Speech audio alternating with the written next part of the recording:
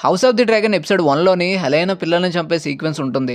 ఇది టీవీ షోలోని చాలా సింపుల్‌గా చూపించేశారు కానీ బుక్‌లోని చాలా దారుణంగా, ఇంటెన్స్‌గా ఉంటుంది. బ్లడ్ అండ్ చీజ్ రెడ్ కీప్‌లోకి ఎంటర్ అవ్వడం, హెలెనా పిల్లల్ని చంపడం, తర్వాత అక్కడి నుంచి ఎస్కేప్ అవ్వడం ఇదంతా బుక్‌లో చదువుతున్నప్పుడు ఒక థ్రిల్లర్ మూవీ చూస్తున్నట్టు అనిపిస్తుంది. సో ఈ వీడియోలోని బుక్‌లోని ఈ సీక్వెన్స్ ఎలా జరిగిందో క్లియర్‌గా ఎక్స్‌ప్లెయిన్ చేస్తాను.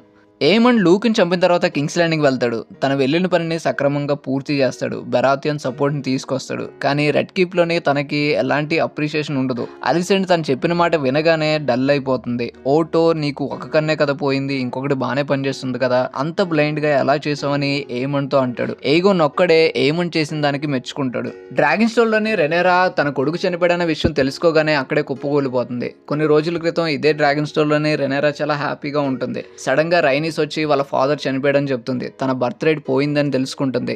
తనకెంతో ఇష్టమైన కూతురు చనిపోతుంది. వీటన్నిటి నుంచి కోలుకునే లోపే తన కొడుకు చనిపోయాడనే విషయం తెలుస్తుంది. అప్పటికి జెసేరిస్ కూడా అక్కడ ఉండడు. తన డ్రాగన్ తోనే నార్త్ కు బయలుదేరతాడు. అండ్ అక్కడ రెనరా మూడో కొడుకైన జాఫ్రీ ఉంటాడు. జాఫ్రీ ఈ విషయం వినగానే ఏమని అలానే బోరస్ బెరాథియన్ని వదిలిపెట్టనని శపథం చేస్తాడు. వెంటనే తన డ్రాగన్ అయిన థైరాక్సిస్ దగ్గర కూడా వెళ్తాడు. బట్ లాస్ట్ మినిట్ లోని కార్లిస్ అండ్ రైనీస్ అతన్ని ఆపుతారు. బ్లాక్స్ దీన్ని ఎలా ఎదుర్కోవాలని ఆలోచిస్తూ ఉండగా హారన్ హోల్ నుంచి డ్రాగన్ స్టోన్ కి ఒక రేవన్ వస్తుంది. అది డేమన్ పంపించింది. అందులోని an eye for eye, a son for son అని ఉంటుంది.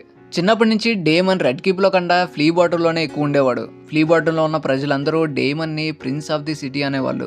ఇప్పటికీ అక్కడ డేమన్ కి హెల్ప్ చేయడానికి చాలా మంది ఉంటారు. అలానే డేమన్ కి రెడ్ కీప్ లో ఉన్న సీక్రెట్ పాసెస్ గురించి తెలుసు. సో వీటిని యూజ్ చేసుకోవాలని డేమన్ అనుకుంటాడు. ఈ పని పూర్తి చేయడానికి డేమన్ ఇద్దరిని ఎంచుకుంటాడు. ఒకడు సిటీ వాచ్ లో పనిచేసే మెంబర్ అనమాట. యాక్చువల్ గా ఇతను ఒకప్పుడు సిటీ వాచ్ లో పనిచేసేవాడు. ఒక రోజు బాగా తాగి ఒక అమ్మాయిని కొట్టడం వల్ల ఇతను జాబ్ కోల్పోతాడు. ఇంకొకడు రెడ్ కీప్ లోని ర్యాట్స్ ని పట్టేవాడు. ఇతనికి రెడ్ కీప్ లో ఉన్న సీక్రెట్ పాసెస్ గురించి చాలా క్లియర్ గా తెలుసు. ఎంత క్లియర్ గా తెలుసు అంటే సేమ్ లైన్ బుక్ లో కూడా ఉంటుంది. వీళ్ళిద్దరి అసలు నేమ్స్ ఏంటో ఎవరికి తెలియదు. ఈ ఇన్సిడెంట్ తర్వాత అందరూ వీళ్ళని బ్లడ్ అండ్ చీజ్ అంటూ మొదలు పెడతారు. ఫస్ట్ వీళ్ళు హ్యాండ్ ఆఫ్ ది టవర్ నుంచి స్టార్ట్ అవుతారు. ఈ టవర్ లోనే ఓటో ఉంటాడు. వాళ్ళు ఓటో రూమ్ నుంచి వెళ్తున్నా సరే ఓటోని అసలు వాళ్ళు పట్టించుకోరు. ఈ సీక్రెట్ పాసేజీలు అన్ని హ్యాండ్ ఆఫ్ ది టవర్ నుంచి రెడ్ కీప్ కి కనెక్ట్ అయి ఉంటాయి. దాని ద్వారా వీళ్ళు ఒక్కొక్క రూమ్ దాటుకుంటూ చివరికి అలిసెంట్ రూమ్ దగ్గర ఆగుతారు. లోపలికి వెళ్ళిన తర్వాత అలిసెంట్ యొక్క హ్యాండ్ మేడన్ ని బ్లడ్ కొడతాడు. తర్వాత హెలెనా అక్కడికి వచ్చే వరకు వెయిట్ చేస్తారు. ఎందుకంటే హెలెనా ప్రతిరోజు తన పిల్లల్ని పడుకునే ముందు అలిసెంట్ దగ్గరికి తీసుకొస్తుంది. సో హెలెనా వచ్చే వరకు వాళ్ళు అక్కడే ఉంటారు. హెలెనాకి మొత్తం 3 పిల్లలు ఉంటారు. అందులోని 2 ట్విన్స్ అయిన జెహేరిస్ అండ్ జెహేరా. వీళ్ళకి కేవలం 6 ఇయర్స్ మాత్రమే ఉంటాయి. అండ్ ఇక చిన్న పిల్లోడైన మేలోర్, ఇతనికి కేవలం 2 ఇయర్స్ మాత్రమే ఉంటాయి. చిన్న కొడుకైన మేలోర్ హ్యాండ్ పట్టుకొని హెలెనా అలిసెంట్ రూమ్ లోకి ఎంటర్ అవుతుంది. తన రూమ్ దగ్గరికి రాగానే బ్లడ్ హెలెనా గాడ్స్ ని కొట్టి వెంటనే చీజ్ కి సిగ్నల్ ఇస్తాడు. చీజ్ మేలోర్ ని పట్టుకొని అరిస్తే చంపేస్తాను అంటాడు. హెలెనా అది చూసి మీరు ఎవరని అడుగుతుంది. దానికి చీజ్ డెబిట్ కలెక్టర్స్ అని అంటాడు. నాకు నీ 3 పిల్లల్లోని ఒక్కడే కావాలి, మిగతా ఇద్దరిని ఏమి చేయనని హెలెనాతో అంటాడు. ఎవరిని చంపాలో హెలెనాని చూస్ చేసుకోమంటాడు. దానికి హెలెనా వాళ్ళకి బదులుగా నన్ను చంపేయమని అంటాడు. దానికి blood a wife is not son అని అంటాడు. నాకు కావాల్సింది బాయ్ ఒక్కడే, త్వరగా చూస్ చేసుకోపోతే నీ చిన్న కూతుర్ని రేప్ చేస్తా, లేకపోతే 3 చంపేస్తానని చీజ్ అంటాడు. అది వినగానే హెలెనా కింద పడి ఏడుస్తుంది. తన చిన్న కొడుకైన మేలోర్ని చంపేయమంటుంది. ఇక్కడ హెలెనా మైండ్ లోని 2 విషయాలు రన్ అవుతాయి. ఒకటి హెయిర్ ని కాపాడుకోవాలి, ఇంకొకటి మేలోర్ చాలా చిన్నపిల్లోడు కాబట్టి తనకి పెయిన్ అంటే ఏంటో తెలియదు, అలానే చావు అంటే ఏంటో తెలియదు. అసలు అక్కడ ఏం జరుగుతుందో మేలోర్ కి ఏమీ తెలియదు. హెలెనా అలా చెప్పగానే చీజ్ మేలోర్ చెవు దగ్గరికి వచ్చి మీ అమ్మ నిన్ను చనిపోవాలని కోరుకుంటుంది అని అంటాడు. దాని తర్వాత బ్లడ్ జెహరిస్ తలని ఒక్క దెబ్బకి గాల్లోకి ఎగరేస్తాడు. అది చూడగానే క్వీన్ హెలెనా అరవడం మొదలు పెడుతుంది. జెహరిస్ ని చంపగానే వాళ్ళు అన్నట్టుగానే హెలెనాను గానీ మిగిలిన 2 పిల్లలు గానీ వాళ్ళు ఏమీ చేయరు. జెహరిస్ తల పట్టుకొని అక్కడి నుంచి ఎస్కేప్ అవుతారు. గాడ్స్ వాళ్ళ వెనకాల పడినా సరే వాళ్ళకి సీక్రెట్ పాసెస్ తెలుసు కాబట్టి, అక్కడ ఉన్న గాడ్స్ కి ఆ పాసెస్ గురించి తెలియదు కాబట్టి సక్సెస్ఫుల్ గా అక్కడి నుంచి ఎస్కేప్ అవుతారు.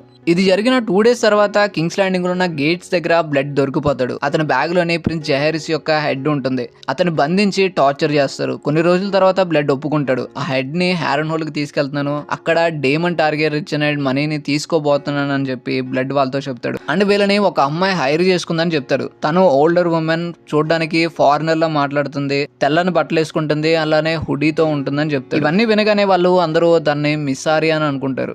13 రోజుల తర్వాత బ్లడ్ ని టార్చర్ చేసిన తర్వాత అతన్ని చంపేస్తారు. అతను చనిపోయిన తర్వాత కూడా క్వీన్ అలిసెంట్ వచ్చి లారీ స్ట్రాంగ్ ని పిలిచి తన అసలు నేమ్ ఏంటో కనుక్కోమంటుంది. అలానే తన ఫ్యామిలీని కూడా ఎక్కడున్నారో తెలుసుకోమంటుంది. ఇంకా సిటీ వాచ్ సంబంధించిన గోల్డ్ క్లోక్స్ అందరూ ఫ్లీ బాటమ్ లోని చీజ్ కోసం వెతుకుతారు. చాలా రోజులు వెతికినా సరే చీజ్ ఎక్కడున్నాడో ఎవరికి తెలియదు.